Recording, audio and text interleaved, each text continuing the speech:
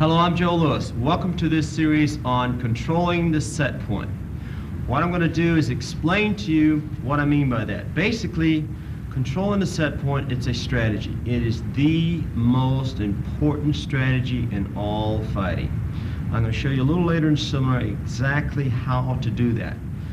First thing I'm going to do is I'm going to warm up with basically two techniques, a forward hand strike and a lead leg roundhouse kick. Then I'm going to show you how to put together a combination. We're going to go through a series of what I call formula set phases to show you exactly what is the best way to put together any combination that you're using. Then I'm going to show you a little deceptive footwork, and then we're going to pick partners, do a little sparring, and lead up to showing you basically how to control an opponent a little easier.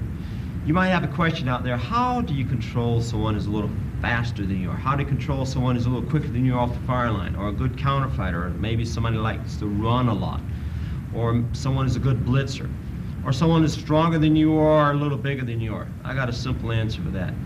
Learn how to keep that man from getting set. Don't let him get set against you in the first place. That's what I mean by controlling the set point. You're going to have fun with this strategy. And again, let me point this out.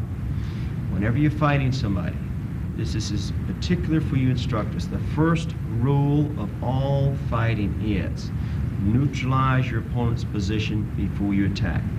Like when I'm sparring, first thing I do is I look at my opponent, I try to figure out what are his advantages, what are his strengths. And the first thing I'm going to do is I'm going to neutralize, I'm going to nullify those strengths. Like for example, if someone's taller than me or taller than I am, for example, I'm going to figure out a way of nullifying his reach. Somebody's a little quicker than I am, or somebody happens to be a little smarter than I am. What I'm going to do is figure that out and figure out a way of nullifying that.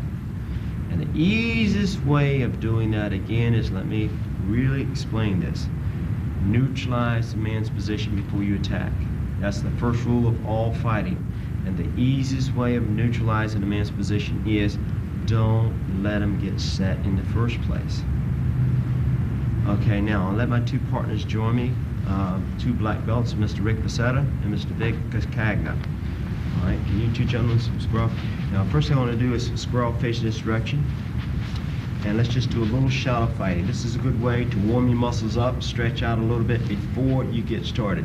Now, just put an imaginary opponent in front of you and just fire a few imaginary punches and kicks just like you're sparring, okay? Go for it. You don't have to move real fast. About half speed, three-quarter speed. Just concentrate on getting loose.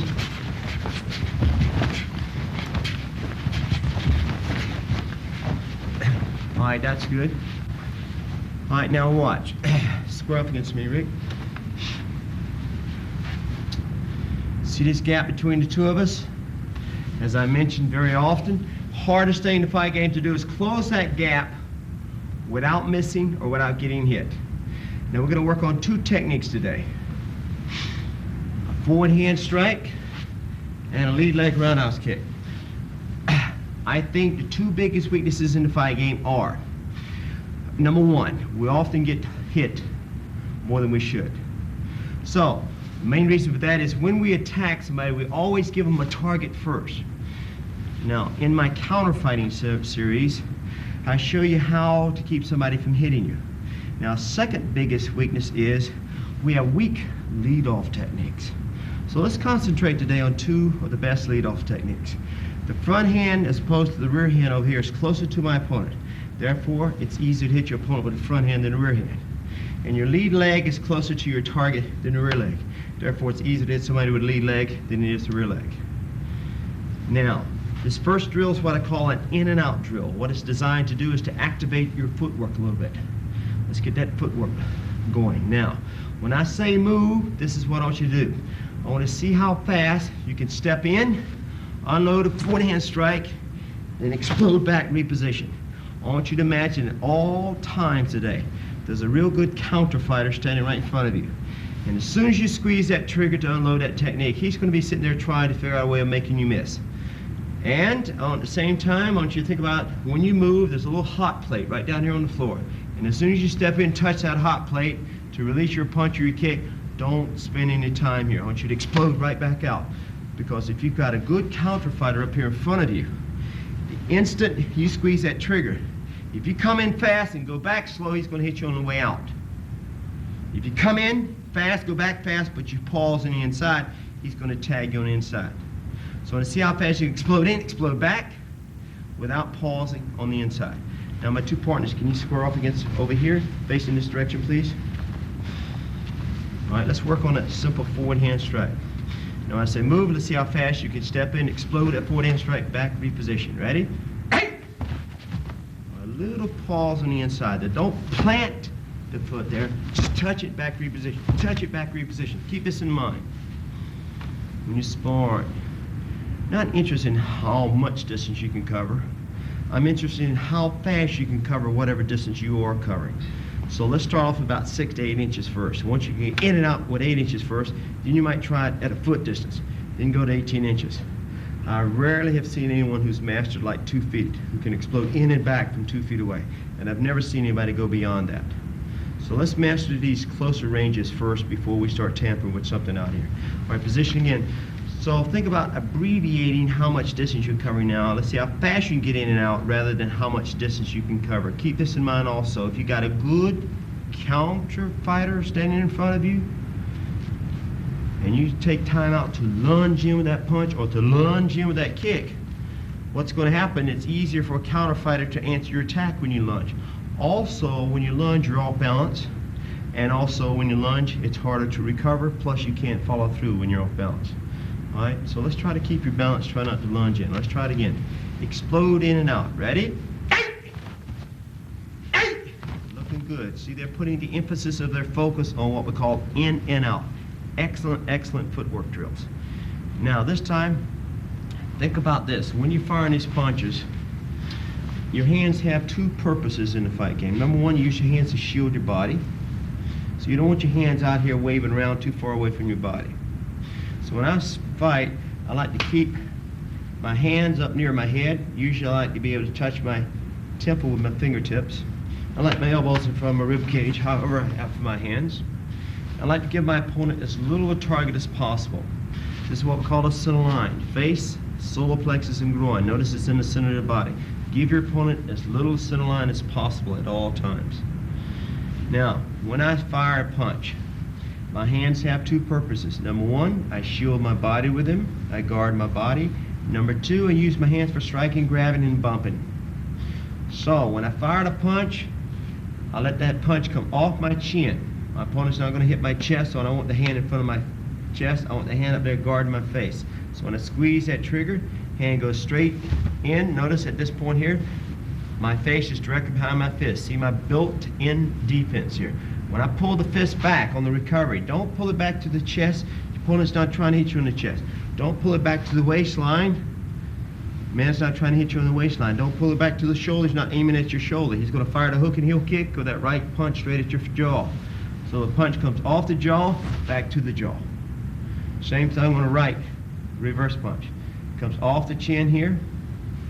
So when I complete the punch, notice my face is directly behind the fist. I'm not doing a key eye looking over the punch. I'm behind it. When I pull it back, don't pull it back to the hip. Don't pull it back to the chest or the shoulder. Pull that fist back to the face. When you fire a ridge hand, or you come across with a hook punch, watch my form. This is my built-in defense. Notice the form will stop dead center in front of my face. Watch it. See it stop dead center in front of my face? Watch the ridge hand. Dead center in front of my face. Same thing on the scoop punch, uppercut. Always stops in front of my face. So think about that defensively when you're trying. Let's try a couple more now.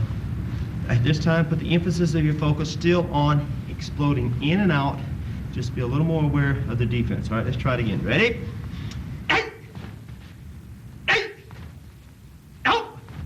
Good, and you try that a few times. Notice each time you're firing punches and drills in your classes, or if you're practicing at home, give yourself a little mental training. Always give yourself a special assignment. Have something to think about, something to focus on. So you're not just counting numbers, 1, 2, 3. Usually what I like to do is like to come out and work on different principles. I'll work on getting relaxed. I'll work on my mechanical formula. I'll work on hyperextension. I'll work on exploding. I'll work on recovering. I'll work on following through. And there's many, many, many different principles I can utilize. This time, Let's try to get your speed down a little bit more. So what I call trying to get the snap in your technique. It's almost as if you're doing this. Imagining there's someone standing in front of you and there's a little fly up there on their forehead or something. You ever try to catch a fly? If you tighten up just before you go for a fly, he's going to take off before you get there. So it's almost like you put your attention somewhere else, make him think you're going to do something else, then all of a sudden you let your hand snatch out there and you try to grab the fly. Now this time what you try to do is this. Just position, keep your hand nice and relaxed, and watch how loose my wrist is. See my loose wrist? Real loose on the elbow, real loose on the shoulder. Get your joints loose first, and then the muscles relax. Then it's almost as if I'm reaching out there and snatch a little fly out of here. Watch it. Just snatch a fly out of here. Boom, just snatch a fly out of here. Try that a couple times without any footwork now. Now do it a couple times on your own. Just try it on your own. Just try to grab the fly. Now think about it. Try to relax. Just get centered and snatch that fly out of here. All right, this time I want you to try doubling up on the punch. Watch this. It's almost as if you're fanning that punch in there. Watch my hand. It's almost like it's a fan. Fan, fan. See it fanning? Instead of fanning here at close range or medium range, let it go all the way out. Fan it, fan it. Now watch. I'll step in, fan, step in again, fan, back reposition. But instead of fanning that punch now, I want you to turn it over into a fist. Turn it over into a fist. Turn it over into a fist. Now, there's many ways you might throw this forehand strike. Myself, I like to point my toe straight at the target and let that punch come straight out. Sometimes you might twist it in this way. Sometimes you might drop it in, like the drop reverse punch. Instead of throwing it straight, sometimes people will drop it in. Your style doesn't matter as long as you're hitting the target. All right, let's position again.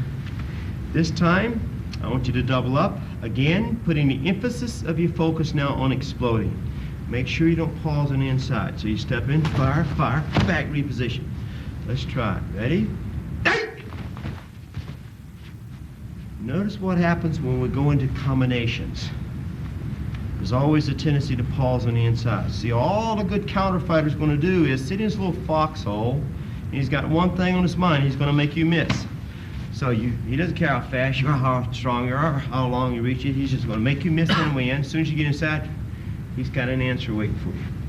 So don't give him that advantage. Don't pause on the inside. So as soon as you unload that last technique, right back, reposition. Let's try it again. Remember, this is just a little touch step, touch step. Ready? Back, reposition. Explode in, explode back. Ready? Stick that hand all the way out straight. Ready? Back, reposition. Good. Now keep this in mind. Whenever you're firing a punch at somebody, whenever you're firing a kick at somebody, you always want to try to step in on a technique. What it does, it puts weight behind a technique. Let me give you a fast example of what I'm talking about. Rick, can you position over here? Let's square off against me. Now, when you fire a punch at somebody, what I want you to notice is my body weight is evenly distributed on both feet. Now watch my weight shift to the front leg. Shift. Watch it shift back to the rear leg. Notice the weight is shifting. Now whenever I attack somebody, I want to move with as much authority as possible. Now to get more authority behind my technique, I need to get body weight in there. It's just like a baseball pitcher firing a pitch. When a baseball pitcher winds up, first thing he does, he steps his body weight down towards the batter. Next thing he does, he torques. He torques the hips and the shoulders. And at the end of that torquing motion, he releases the pitch. Same thing when you're firing a punch. If I want to hit my opponent with a straight right punch as hard as I can, first thing I'm going to do is get my body weight back on the rear leg. The old saying, where there's weight, there's power. Now, as I shift my weight to the front leg, as I shift my weight, right at the end of the weight shift, I'm going to torque. That torquing motion, turning my shoulder and my hips, some people believe gives you power. It does not. It only transfers the weight from the legs up through the arm if you're firing a punch, or out through the leg if you're firing a kick.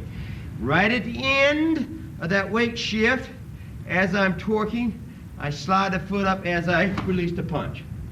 Notice now as I've completed a punch, my weight is now on the front leg rather. Notice I'm sitting down on the punch. The hips directly underneath the shoulders. Now again, where there's weight, there's power, so now my power is in my left hand.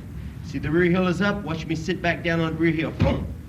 The harder I sit back down on that rear heel, the faster I sit back down on the rear heel, the faster I can shift my weight. And watch as I sit back down on that heel, watch me come through with the ridge hand. Sit, come back with the ridge hand. Or sit, come back with a hook. Come back with a hook punch. Now with the weight, back here on the right hand. Shift, shift. So I'm always stepping into my opponent. I don't care if I'm this close to my opponent. I don't turn and just hit. I will always step in. Watch my hip move forward as I step in. Step in my right leg on this right punch. Step in, fire. Watch me come back with the left hand. Watch the left leg. As I shift, fire. So you get any power to move it. So, when you fire a punch, you always want to step in. Now this first shot here, I might be just measuring him. I might be trying to distract him. I may be trying to get his attention here with one hand so I can hit him with a power technique on my follow-up movement. So even though I am this close on the first shot, I'm going to still step in on the next one. Always step in when you fire. Move with authority. Kicks or punches. Now, this is the difference between a professional fighter and an untrained fighter. An untrained fighter will lean and fire. They won't step in. That's the first bad mistake. And the second thing an untrained fighter will do or fail to do is they will throw one technique and stop. Whereas a pro will always double up or triple up. Not necessarily firing straight at the face. Sometimes they'll fire the first shot at your neck to get your attention downstairs, and then they'll come back and tag you with a second shot upstairs. Now, this time we're going to drop downstairs and work on a lead leg roundhouse kick. Square up against me. Now, just a simple round kick. Watch. A couple lead leg roundhouse kicks. Just step up, tag with the inside of your foot. Now, watch.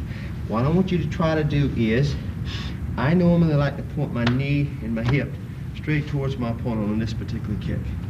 And when I fire it, I try to get both feet to move at the same time. Watch both of my feet leave the ground at the same time. Watch it carefully. See both feet leaving the ground at the same time. That way I'm not going through all these steps. Watch these steps. Close, set, fold, rotate, kick. Too many steps to get one little kick off. Now, all through the seminar today, all I want you to do is, and keep this in mind, only hit your opponent hard enough to get his attention. Watch, about this hard. Just that hard. Because what I'm trying to do again is, I'm trying to get his attention over here with one thing so I can hit him hard with something else over here that it doesn't quite notice. Got me? So distract him here, surprise him here. So watch. Watch this lead leg roundhouse kick. Both feet move at the same time. In, back out. In, back out. In, back out. See how fast you can explode to penetrate, how fast you can explode back as you clear. All right, gentlemen, can you both position your face in this direction, please? Let's work on a lead leg roundhouse kick. Put the emphasis of your focus now on in and out. I'm not interested in power. I'm only interested in speed and accuracy. This is just an attention-getting technique, what we often call an educated jab. You can jab with your front hand or you can jab with the front leg. Okay? Explode now. Ready? Hey! Quick, in and out. Let's try it again. Just take that leg out there and loosen it up like that. Just want to shake it like you're fanning the leg, just like you were fanning your hand a while ago. Try it again. Ready? Hey! Looking good. Let's try one more time. Ready? Hey! You must make sure that you penetrate and clear with equal speed without pausing on the inside. It's very, very important. That'll become more real through you as your tape goes along. Now this time, just for fun, it's a little hard, I want you to try to double up on a kick. So after you fire the first kick, penetrate a little bit more, and then clear. Make sure you penetrate on each of the two kicks. You'll see why that's important in a little bit. All right, let's try it now. Ready? Hey! Try to penetrate on the second kick. Ready? Hey! Back reposition. Now again, watch what's happening. When you go into a combination, there might be a slight tendency to pause at the end of that second technique. That's when a good counter fighter is going to try to nail you. All right, position again, let's try it. But the emphasis of your focus on explode in and out. Notice we're activating the footwork here. I'm not that interested in how pretty the kick looks. I'm interested in how fast you can make that body move. Real important. Let's try it again. Ready? Hey! Good, much better. Now, we've got the two techniques down. I like the way you're moving. I see we come from the same school of thought. Now let's try working on putting a simple combination together. Okay, it's going to look real easy. Watch it. All I'm going to do is this. I'm going to position here. I'm going to step in with a lead punch, get the opponent's attention upstairs. Come underneath, downstairs, and lead that roundhouse kick. Come off the top of that kick with a double punch. Left, right, back, reposition. Watch it slow motion again. Punch, kick, double punch. Let's just run through it slowly once. Position.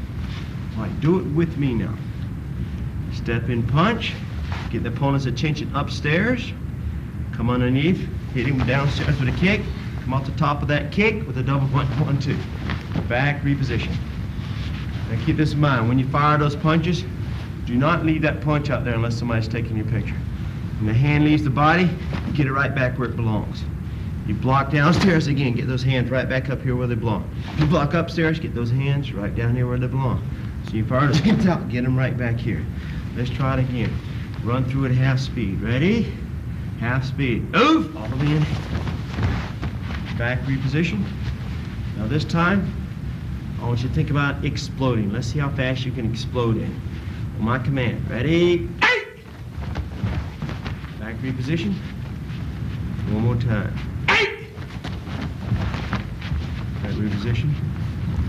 Okay, now. This time, when you're exploding this combination, let's start working on some of our mental skills. What do you think about when you're actually sparring someone?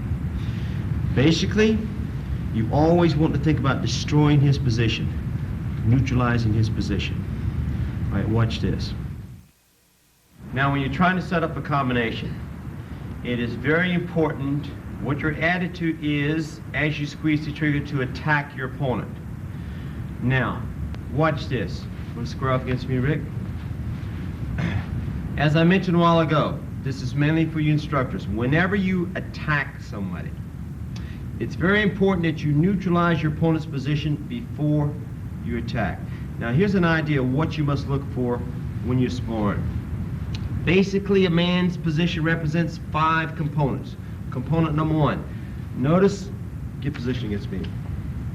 Notice that my opponent now has a good anchored position against me. I don't want to attack somebody when their position looks like this, when they're nice and strong. I want to get them a little weaker. Now, notice, number 1, that Rick has his distance. That's component number 1. Number 2, notice I'm right dead in his line of fire, what I call the red zone. Now I can drift over here out of his line of fire in a gray zone, back over this line of fire. See, shifted back and forth. That's called shifting my alignment. So, line of fire, that's component number 2. Number 3, notice he has his aim, the aim he wants. That's component number 3. Number 4, he has his balance. Now, basically what we mean by balance is, all right, why don't you just shove my shoulder here as hard as you can, go. See, he's got a good anchored position, he's got his balance, he can shove me quite easily.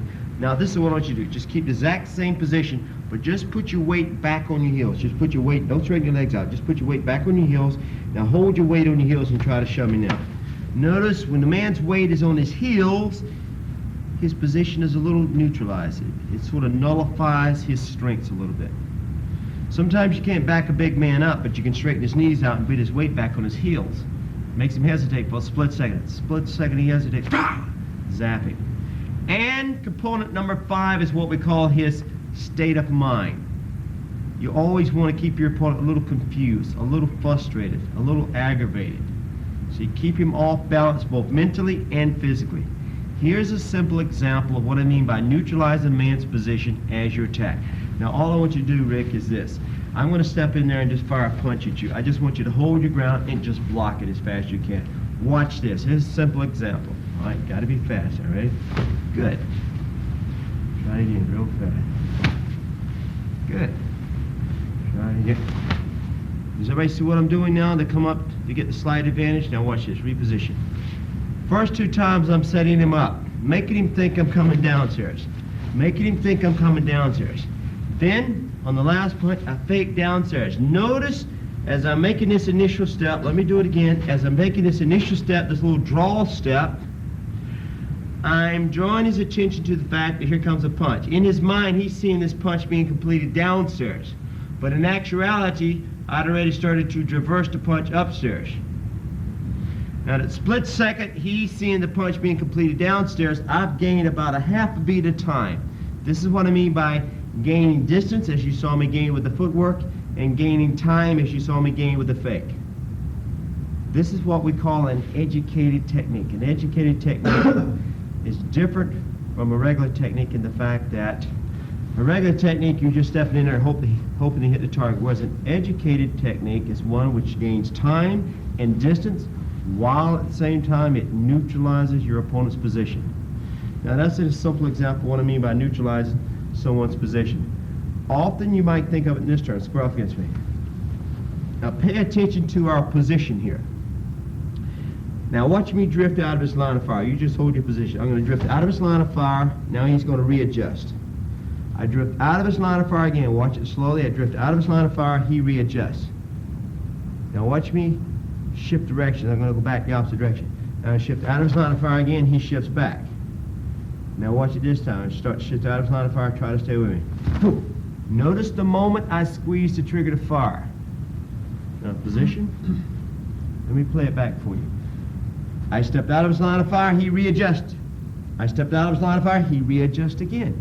Notice he's keeping a strong position. He followed me twice this direction. Let's see if he can go back the opposite direction. I shift, go back the opposite direction, a little stagger step back this direction. He follows me. Now watch what I did. I did a little draw step with the rear foot, a little hip fake. I faked this direction, he made an adjustment step. Now go back to where you were. Now here his position is strong, there his position is strong. But in between those two, what we call set points, go back to where you were. Now from here, what I did was a little fake. As I made the fake, he started to react. Boom! I hit him when he was in transition between what we call set points. So you always want to try to move or fire at your opponent when he's in transition, when he's in a transient step from one point to another. That's what we mean by neutralizing your opponent's position just before you fire at it. Now watch this.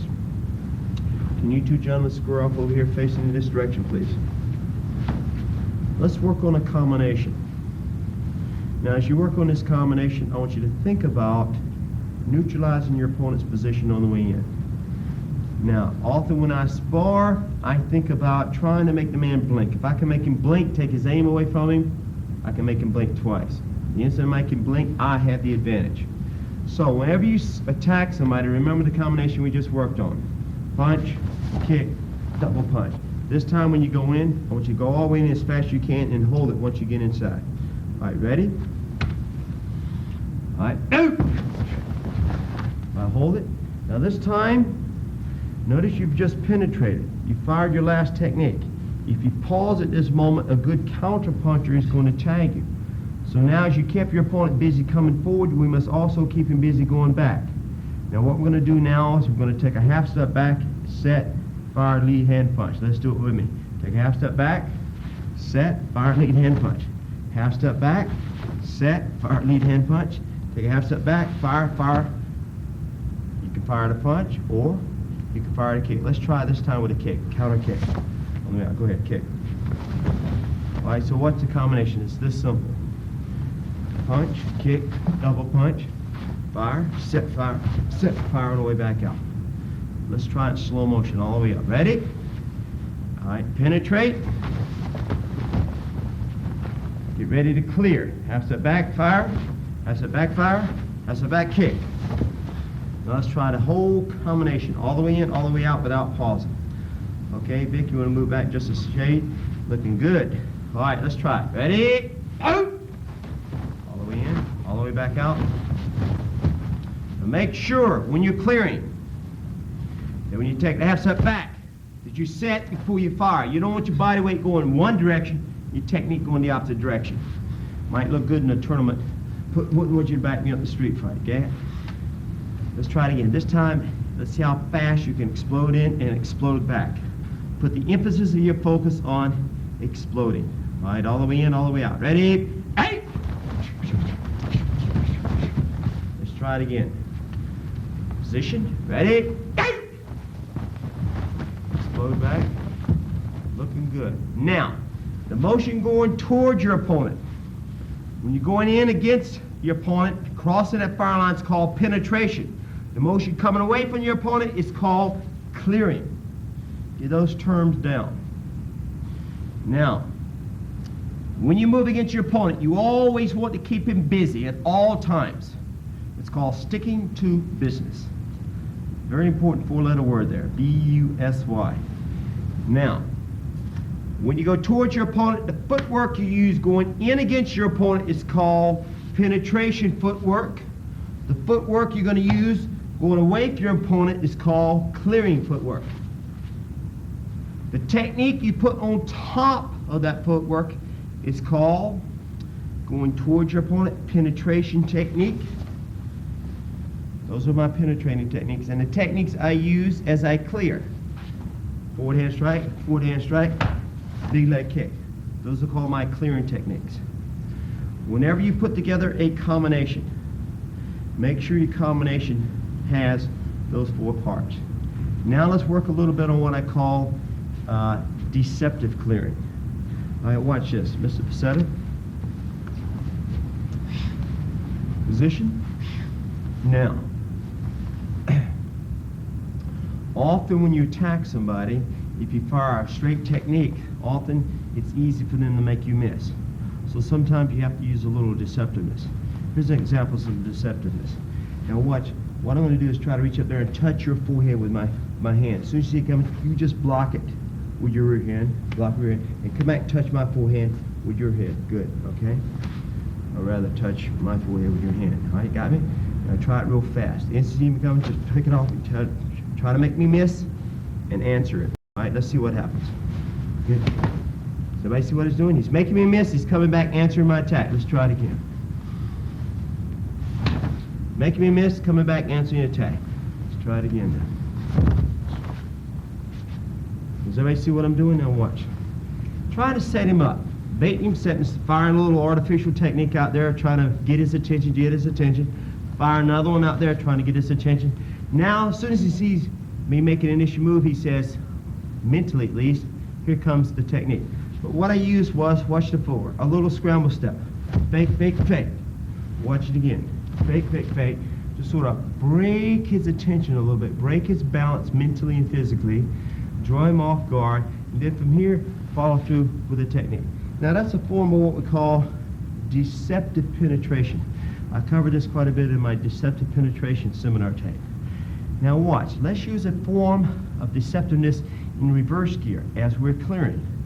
Now watch, coming straight at you. Often when you attack somebody, you might come straight in at 6 o'clock like this. Here's what I mean. Let's imagine I'm standing on a clock, and up here's 12 o'clock, over here's 3 o'clock, 9 o'clock, 6 o'clock behind me respectively.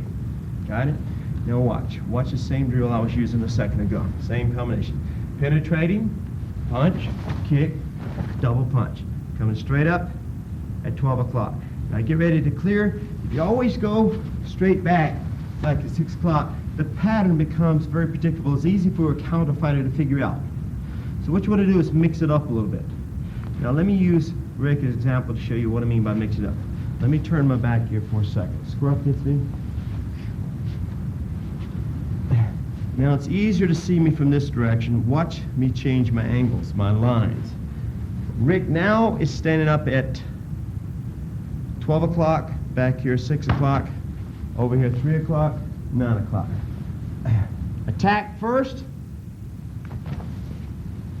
Notice I penetrated my opponent straight up at 12 o'clock. Now instead of coming straight back at 6 o'clock, what I'm going to do is shift over at 4 o'clock. Clear off on an angle. Or I could shift off over here at 8 o'clock. My opponent starts realizing, he's going off to cut off on an angle. So all he's going to do is turn, make the adjustment, and hit me on the way out. What I want to do is break him up a little bit. So instead, come in at 12 o'clock, sit in here, fake, 4 o'clock, shuffle off at 8 o'clock. Or, after I penetrate, fake 8 o'clock, shuffle off at 4 o'clock. my opponent starts realizing, as soon as he fakes this direction, I'll turn and hit him this direction because that's the direction he's going to clear in. You double up on him. Watch. Penetrate, fake, fake, then shuffle off on an angle. These are forms of what we call deceptive clearing. Now watch this little drill, how I want you to do this. After we fire the last punch, we're going to shuffle off at 4 o'clock, fire, back off at 8 o'clock, fire, back again, 4 o'clock, fire. So this is a form of what we call zigzag clearing, another form of deceptive clearing. Now gentlemen, let's try this. Everybody position here, facing in this direction. Now Vicky, try to stay a little bit behind Rick so we can see the footwork. All right, let's move it this way just a little bit. All right, gentlemen, position. Okay, let's do it slow motion. Penetrate straight up at 12 o'clock. Half speed, let's go. Penetrate. Get ready to clear. Look behind us over here. 4 o'clock. A little half step over at 4 o'clock, move. Hold and fire. Now back over here at 8 o'clock. A little stagger step back at 8 o'clock, fire. Back at 4 o'clock, fire your kick. All right, let's try the whole combination together. Back it up a little bit. Position. Half speed all the way in, all the way back out. Ready? Go!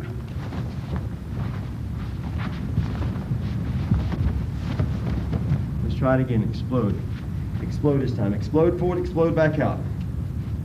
Ready? Looking good. Now, this time, let's put the emphasis of your focus on trying to keep your opponent busy. That means you're keeping him busy with movement, going in and fire, power, power, power, power. And you're keeping him busy with movement, coming back out, in deceptiveness and firepower. Do not pause on the inside. This is what I mean by gaps in your offense. Let's say, for example, you come in, you fire a kick at your opponent. As soon as you click the kick, you stop, then you follow through the punch. See the gap between the kick and the punch? That's a gap. Another form of a gap is, after you fire this combination on the inside, if you stop before you start to clear, that's another form of a gap. Let's take those gaps out of your offense now. Keep your opponent busy at all times. Let's go. Try position. Put the emphasis of your focus on keeping him busy. Stick to business. Explode in, explode back out. Let's try it. Ready? Good. Okay. There are many ways of practicing it. A lot of times when I'm jogging down the street, I'll do it in this fashion. I'll be jogging along and I'll turn around and I'll run sideways, backwards, sideways as I'm jogging. As I'm jogging also, what I work on is I'll be sparring as I'm jogging along. Then sometimes as I'm jogging, what I'll also work on is I'll work on my footwork as well. Watch me shuffle from side to side as I'm doing my jogging exercises. Going backwards, over, back, over. See what I'm doing? Going side to side as I'm going up down the street or the beach or the sidewalk or whatever I'm using to jog on. Now, you instructors, whenever you put together a combination, always make sure you try to use this formula. It's a simple 4-step procedure. Watch how easy it is. Step number 1, make sure that your combination first has a good lead-off technique. Let me show you what I mean. Rick, when the position gets me. Step number 1, try to have some sort of an educated lead-off technique. You might lead off with a punch, you might lead off with a kick, you might lead off with a fake, you might lead off with an obstruction or a pawing motion, or some sort of an artificial move, or a probing technique. Something that gains distance and time, while in effect you're neutralizing his defense, setting him up, trying to entrap him. A little surprise. Step number 2, make sure your combination also has a good home run technique, a good punch or a good kick. For example, I like to set the man up, come and get his attention like this.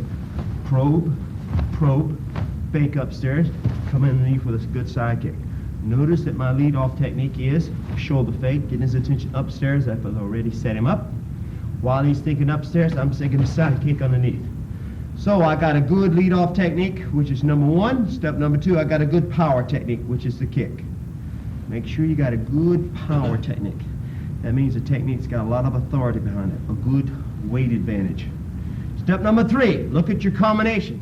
See if it has all those 4 parts we worked on. Penetration footwork, clearing footwork. Penetration technique and clearing technique. Step 3. And step 4, look at it in the final analysis and make sure you have no gaps. Remember the saying, gaps in your offense create those weaknesses in your defense. That's where you're going to get hit. Okay, the next step here, 2 gentlemen, can you join me out here? Now watch. Let's get right into the meat of this particular seminar tape.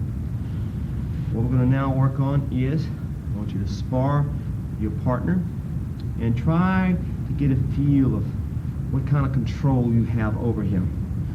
What advantages he has. See if you can detect his advantages. See if you can sense what his weaknesses are. And try to monitor the moment you get hit and see what happens. Now let my 2 partners spar each other. Now square up against each other. These are the 2 techniques I'd like you to use. Only the forward hand strike. The same 2 techniques we worked on earlier in the seminar. Forward hand strike and lead leg roundhouse kick. No other techniques. Do not punch with the rear hand. Do not kick with the rear leg. All right? I just want you to move around spar for a few seconds. Try to get a sense of each other. All right, position. Whenever you position, try to get relaxed, get centered, pay attention to each other, watch each other like a hawk. Okay, ready? Go for it. Let's see what happens.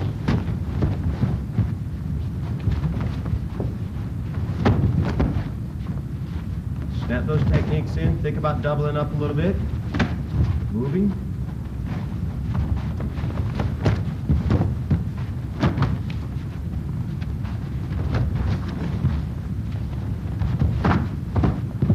Hold it up. Okay. Now, let's get right into what we're talking about.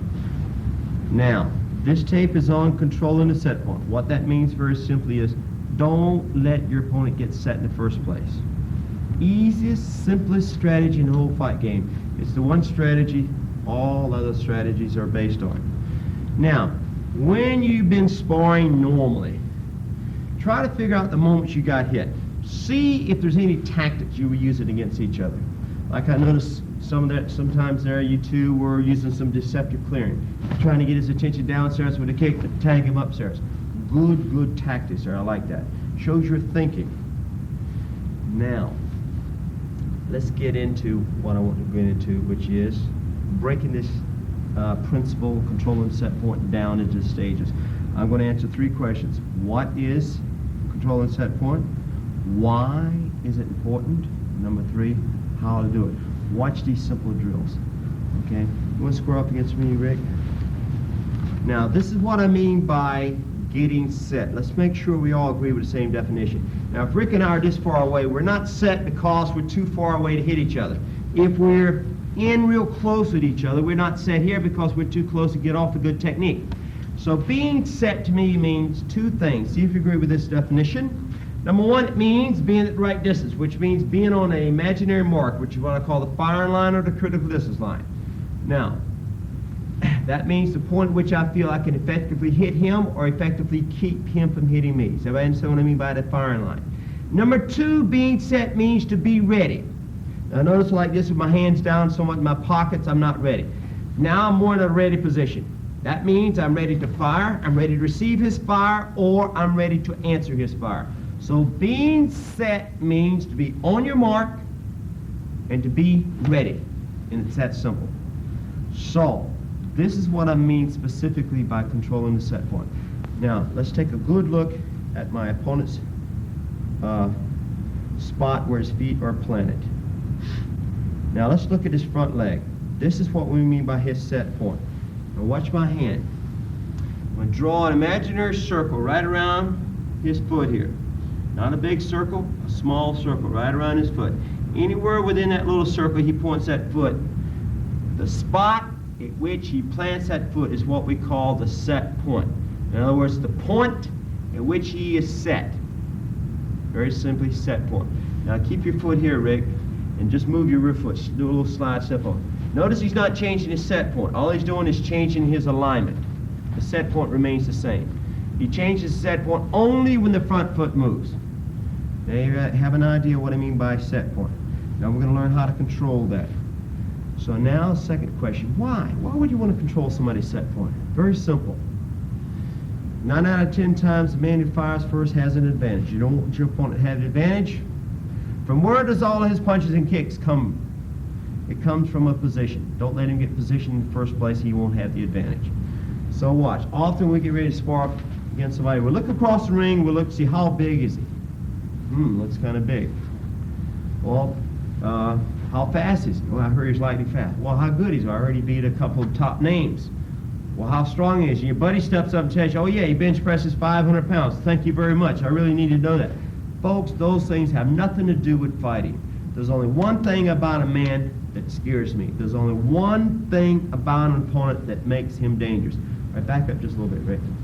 Now, we're going to bow. I'm going to say, come over here and get set. Don't you come over here and get set against me real fast. Okay, ready? All right, get set again. That moment right there, he's set. That's the only moment that scares me. Now back off a little bit. See, now he's over there. I don't care how big, strong, fast, or experienced he is, because from over there, he can't hit me. So, why do you not want a man to get set against you is because, one word, he's dangerous. When he's set, he's dangerous. What do you mean by being dangerous? That means he might beat you to the draw, and you don't want him to beat you to the draw. So we know what we're doing, we know why we're doing. Now let me show you how real fast. Square off against me. This is how you keep a man from getting set. Now I want you to imagine he's getting ready to squeeze that trigger and fire real fast, 4-leg roundhouse kick. Now there's two tools I have that I can use to keep him from getting set. Number one is called movement. This is what I mean by movement. Let's say the instant he gets ready to squeeze that trigger, if I step just out of range, what's going to happen to the kick? It's going to neutralize that kick. All right, reposition. Now get ready to fire that kick again. Now, you're about ready to fire the lead leg roundhouse kick. Now what would happen if the instant he got ready to squeeze that trigger around, boom, I stepped inside the knee real fast? I'd say it neutralized his kick. So, we call this moving the position around, one word, movement. Movement is a good tool that you can use to keep a man from getting set, to control his set point. Another tool is, and this is the only other tool possible, is called firepower. Watch, I had a little buddy who was a kickboxer. Before he became a kickboxer, he was a little amateur boxer down in Virginia. He went over to Bangkok, got involved with some Muay Thai fighters over there. Those are the kickboxers. They like to come in and kick your leg, come in here and whop your leg with a shin bone. And when they kick, they don't kick the leg like karate people do. They take that shin bone and they rip those legs up there. Go for that sciatic nerve and stuff and make you bow down when they kick you in the leg. So I figured, okay, a boxer against a kickboxer doesn't have a chance. Because one of the best moves in kickboxing is, especially for street fighting, is just get the man's attention upstairs. Once you're watching your hands upstairs, you can take that shin bone on your rear leg and just rip it up the side of his leg. I guarantee he'll bow down. So I asked him, I said, what do you do against those kickers? He said, well, the first thing I did was I learned how to kick. I said, yeah, but a boxer against a kicker, you don't have a chance. I said, what do you do against those leg kicks? Very simply. I said, one word, square up against me. He said, they've never seen a jab before. Now let me show you what I'm talking about, square off. Let's say the instant he got ready to squeeze that trigger to fire that lead leg roundhouse kick, I put a double jab right between his eyes. What would happen with that lead leg roundhouse kick? Wouldn't work, neutralize it. So the instant someone gets ready to squeeze that trigger and rip those legs out from under you with those leg kicks, before they squeeze that trigger, the instant you see him squeeze that trigger, put a punch right between the eyes. That's called firepower. Anytime you punch or kick somebody, it's called firepower. So, square off against me. These are the two tools we're going to work on. I'm going to show you 4 simple exercises now. Watch them carefully, which will show you exactly how to keep a man from getting set using these 2 tools, movement and firepower. Now watch the first drill. Square off against me. Now I'm going to lead you around as if we're sparring. I just want you to follow me. Now watch as I'm leading him around. He's going to always give me this room to breathe. See the daylight between us? All right, watch carefully. I'm leading him around. Okay, just like we're sparring. Notice he'll cut me off once in a while. Good, stay with me, stay with me. Good. Does everybody see what I mean by he's following me? One side leads, the opposite side follows. Okay, back reposition.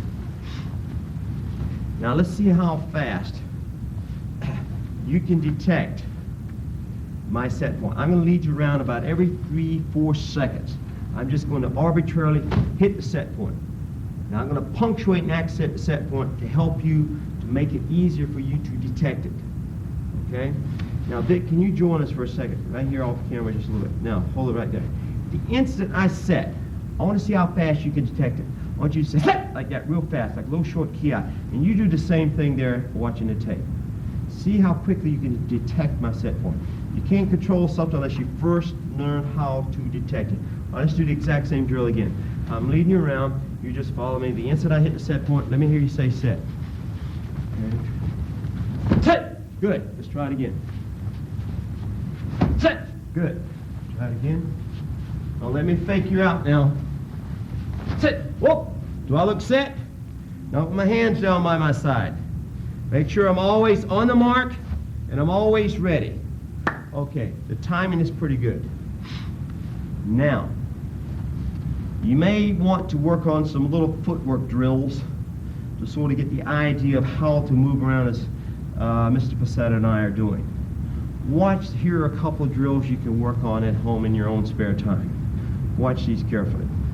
Okay, Rick, you want to join me? Okay, you want to face the camera, please? Now watch, this is called a simple in and out drill using the clock. We're going up at 12 o'clock, back at 6 o'clock, over at 3 o'clock, back over at 9 o'clock. See the clock on the floor. Watch me first, watch my footwork game. Now, working from the center of the clock, in other words, my set point is the center of the clock, coming off that spot.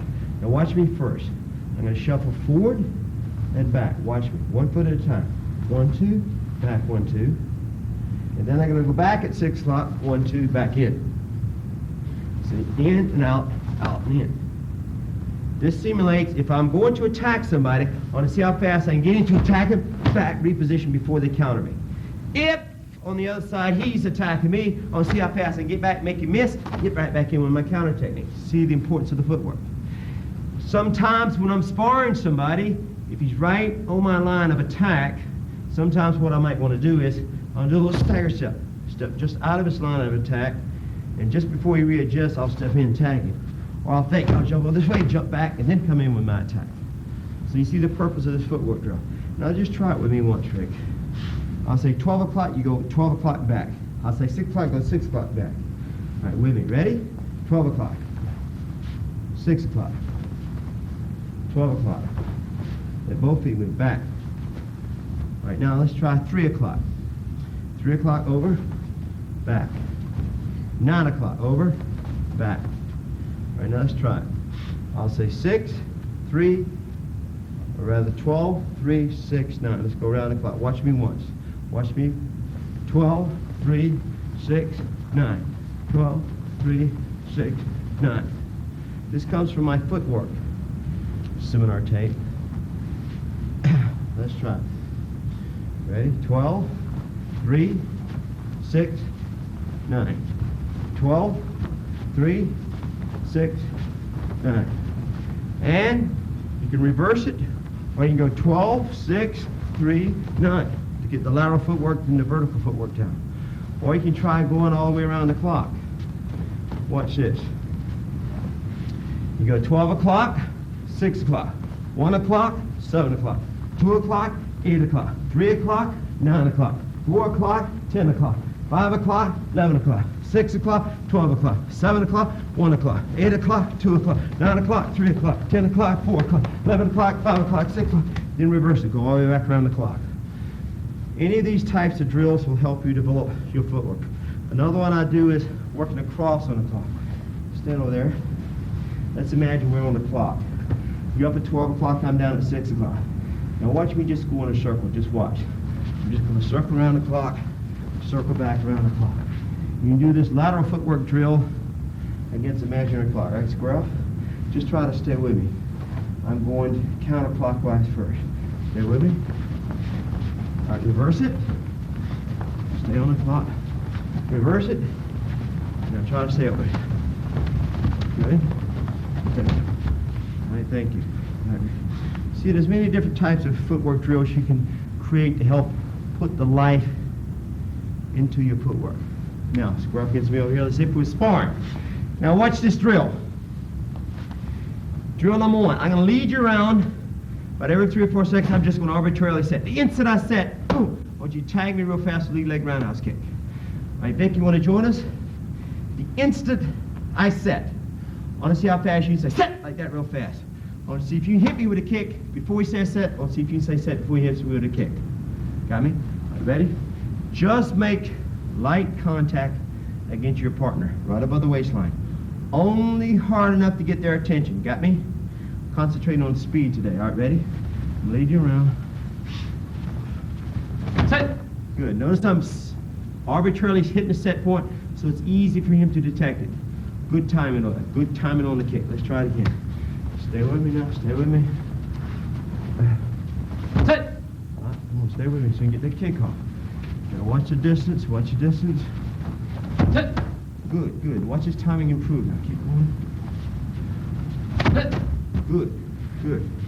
Now, continue doing that drill until you stimulate your opponent's timing. Now I want you two gentlemen to try it once. Position against each other.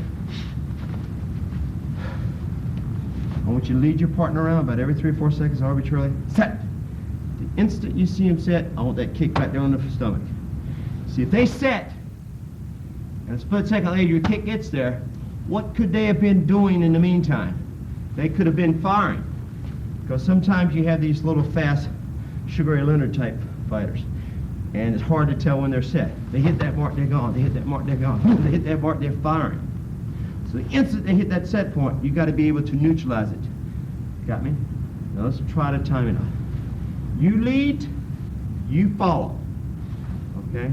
The instant he's set, I want to see the roundhouse kick. All right, let's try it. Position. All right, go. Good. Keep going. Good. Good. Light, quick, just hard enough to get their attention. Keep going. Good. All right, now switch it. Good. Reposition. Now let's switch the intent. This time you lead, you follow, you work on firepower. The instant you see them set, pow, tag them just hard enough to get their attention. Let's try it. Position. Watch them closely. Go for it. Good. Good. Take your time between each set point. Make sure it's obvious to your partner that you're getting set. Good. All right, hold it up. All right, back reposition. Now, we're working on a strategy here, because strategy is supposed to be any purposeful action organized such that it helps you to neutralize or nullify your opponent's advantages while it helps you recognize his defensive weaknesses and to gain a slight advantage. That's all the strategy really helps you do, is sort of gain the advantage. Now, you're sitting around, walking around here, eating roundhouse kicks, you're saying, wait a minute now, I thought we were working on strategy. This is just a little relationship exercise, sort of break the ice, help get you related to each other. Now, this time, I want one of you to work on firepower, and I want the other to work on the other tool, which was movement. So movement versus firepower. Both of you still concentrating on watching the other man's set point, trying to keep him from getting set. Now watch this carefully. Can both of you gentlemen square off against over here, facing the camera, please? Now watch.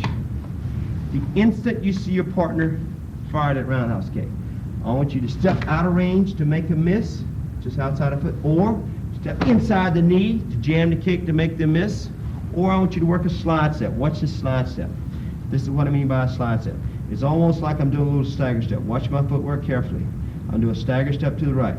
Quick little stagger step, little stutter step to the right. Stagger step back. Stagger step forward, stagger step back. Got me? Now watch. Instead of doing a stagger step, what I'm going to do is this. Watch my footwork again. I'm going to do a little hip fake with my right leg. I'm going to fake here. And then what I'm going to do is my opponent's firing a kick, and a little slide step to the side. This works well against someone trying to hit you with a spin back kick. Let me give you a fast idea of what I'm talking about. Square off against me. Great. Now watch. I'm going to do a quick stagger step over here. As soon as I do a quick little stagger step here, show what you're going to do. A spin back kick to the rear. Boom. Tag me right straight in the ribs. Right rear position. Rick owed me that one.